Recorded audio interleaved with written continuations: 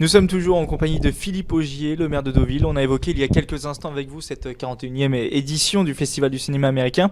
On va parler maintenant des retombées économiques pour votre ville. Alors on va parler un peu de chiffres. Déjà, combien de festivaliers drainent un tel événement comme celui du Festival du cinéma américain ?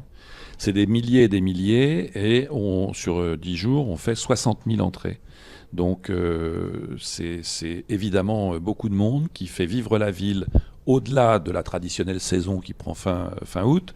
On passe des courses au cinéma, et avec autant de gens qui viennent faire fonctionner nos hôtels, nos restaurants, nos commerces. On est une ville de 4000 habitants qui a 450 commerces. Alors vous voyez qu'il faut entretenir une activité permanente, ce qui n'est jamais simple pour une station balnéaire. On a la chance d'être à 2 heures de Paris. Et puis toute ma stratégie, ça a été de développer l'événementiel, parce que quand je suis arrivé comme maire, il y avait juste ce festival du cinéma américain qui prolongeait un petit peu la saison. Et toute l'idée, c'est créer de l'attractivité, faire venir des gens du monde entier dans tous les domaines, culturels, sportifs ou autres. Et ça marche, quoi. Et ce festival, ça représente quelle manne financière pour une commune comme la vôtre ? La question concrètement, c'est est-ce que ça remplit les caisses un petit peu ? Oui, bien sûr. Enfin, ça remplit les caisses. Ça, je vous dis, ça nourrit, ça remplit les hôtels, les restaurants, ça fait marcher les commerces. On n'a pas tellement d'éléments de mesure. Je m'amuse toujours de voir les communes qui vous disent il y a tant de millions de retombées. C'est extrêmement. Pas mesurer précisément. C'est extrêmement complexe à mesurer. On arrive à mesurer les chambres d'hôtel, par exemple, parce que bon, là, justement, le taux de remplissage pour l'instant, on vous dit quoi là-dessus ? Les hôtels sont satisfaits pour l'instant ? Oui, ça se passe très bien. Et ce que je trouve très intéressant, c'est que les taux de remplissage sont en hausse pendant la semaine du festival. En général, on faisait le plein pendant les week-ends, puis la semaine était creuse. C'est qu'on est à combien là concrètement en termes de taux de remplissage à peu près ? J'en sais rien, mais ça doit tourner autour de 70% ou quelque chose comme ça. Ce qui est pour ce genre de station un très bon pourcentage. Là, je vous parle du pourcentage moyen de la ville, mais les principaux hôtels sont tous pleins avec les cinéphiles, mais aussi les acteurs, les actrices, les équipes de films, les sponsors qui viennent avec leurs clients, qui viennent avec toutes leurs équipes, etc. Donc tout ça fait vivre la ville. Quels sont les ingrédients indispensables pour avoir un bon festival ? Alors j'imagine des bons films, des stars, la météo, c'est ça ? Ouais, mais même, vous savez, quand vous êtes dans la salle de cinéma et que vous regardez des films, même s'il pleut, tout le monde est content quand même. Mais c'est arrivé rarement, parce que la première quinzaine de septembre sur la côte normande est généralement ensoleillée. Là, cette fois-ci, on est un peu partagé. Il y a eu un démarrage sous la pluie. Et aujourd'hui, le grand beau temps est là. Vous avez raison, c'est les bons films, les stars, mais surtout cette idée de rencontre. D'ambiance et de partage. Hier soir, c'était très intéressant parce que ce film sur James Dean, la Life, comme je vous l'ai dit, il y a un rythme un peu lent. Et alors, les gens étaient très partagés. Il y avait ceux qui disaient oh là là, c'est long, c'est machin. Et moi, j'ai adoré le film, quoi. On rentre dans la psychologie de James Dean et de son photographe.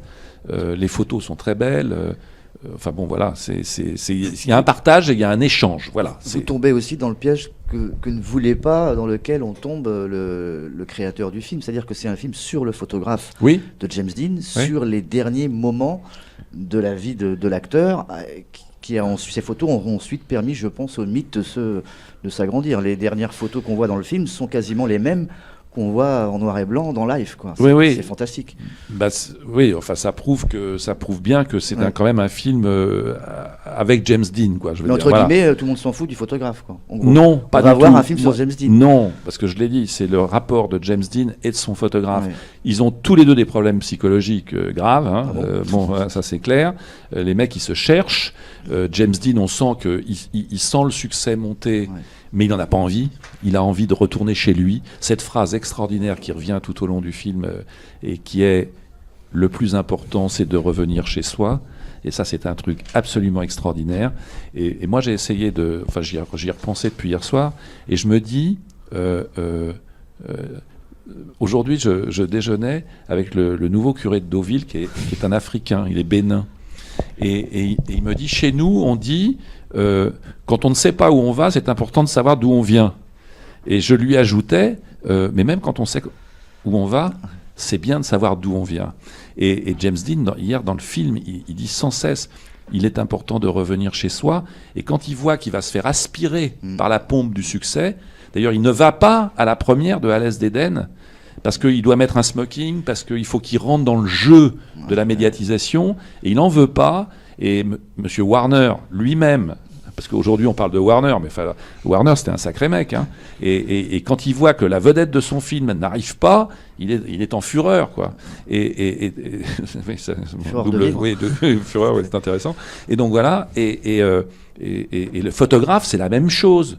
Alors le photographe, lui, il voudrait bien en avoir du succès, mais il n'y arrive pas. Et c'est la confrontation entre les deux. C'est-à-dire qu'il y en a un qui est dans le succès, il se dit « Oh là là là là, j'ai pas envie d'y aller », et l'autre, il a envie de son succès, il a du mal à y arriver. Donc la rencontre entre les deux est absolument passionnante.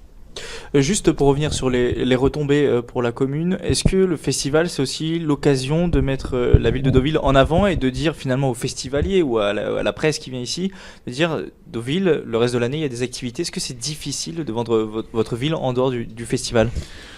C'est toujours difficile, évidemment, parce que la compétition en matière d'attractivité, elle est française, mondiale, etc. Donc il faut trouver les moyens de faire savoir tout ce qui se passe. Alors d'abord, vous nous y aidez déjà, parce que s'il n'y avait pas les médias, je me demande comment on ferait. Bon. Mais on essaie d'avoir une vraie diversité dans l'attractivité de Deauville. En matière culturelle, bon, on a les festivals de cinéma, mais il y a un festival du livre, il y a un festival de photo, il y a plusieurs festivals de musique, etc. Bon, je crois beaucoup à cette ponctuation tout au long de l'année et l'organisation en fait de rendez-vous. Le Festival du film américain, c'est devenu un rendez-vous pour plein de gens. Non seulement les cinéphiles et les professionnels du cinéma, mais par exemple tous les médias sont là. Toutes les chaînes, les patrons de chaînes, les patrons de radio, les patrons de journaux, ils sont tous là, c'est la rentrée, il y a les nouvelles grilles, il y a voilà, c'est un rendez-vous. Est-ce que c'est pas un problème, les gens ne viennent justement à Deauville uniquement à ce moment-là, parce qu'ils savent qu'il y a ce rendez-vous-là et ils ne vont pas forcément penser à venir à d'autres moments À d'autres moments, c'est d'autres qui viennent, mais ce qu'il faut, c'est une ville. Encore une fois, la clé économique de la ville, c'est de renforcer son attractivité. Moi, c'est à ça que je pense. Il y a 450 commerces à faire vivre, hein, et donc, moi, je ne pense qu'à ça. Et on le fait à travers des choses passionnantes que sont ces manifestations culturelles. Il y a aussi les manifestations sportives. Pour pouvoir accueillir les plus grands événements nationaux et internationaux, on a mis en place des équipements, on a fait des investissements énormes. Il y a le Palais des Congrès pour le cinéma, mais il y a le pôle omnisport pour toutes les équipes nationales qui viennent s'entraîner pour les sports de salle. Il y a le pôle international du cheval pour... Le pôle international du cheval, énorme coût, ça a coûté 14 millions d'investissements. Tout le monde a pensé que j'étais complètement cinglé de mettre autant d'argent dans ce truc. Aujourd'hui, c'est 80 jours de concours dans l'année. Et les concours, c'est des centaines de personnes qui viennent, qui investissent la ville, qui dorment dans nos hôtels, qui bouffent dans nos restaurants. Donc ça veut dire que ce sont des investissements pour faire vivre économiquement la ville. Et quand on fait vivre économiquement, on fait vivre socialement. Ça veut dire que c'est des emplois. Et tout ça, c'est une stratégie que j'ai mise au point il y a 15 ans et qui fonctionne aujourd'hui. Vous évoquiez tout à l'heure la baisse des dotations pour les communes. Est-ce que aujourd'hui le Festival du cinéma américain est menacé ou pas du tout ? Non, le festival américain, il n'est pas menacé. On l'a vu d'ailleurs, hein, parce qu'un de nos sponsors principaux, c'était Cartier. Cartier a fait 10 ans comme sponsor principal. Et puis au bout de 10 ans, ils ont dit, bon, maintenant on a fait le tour, on passe à autre chose, etc. Le lendemain, on a trouvé Kills, qui est une des grandes marques de L'Oréal.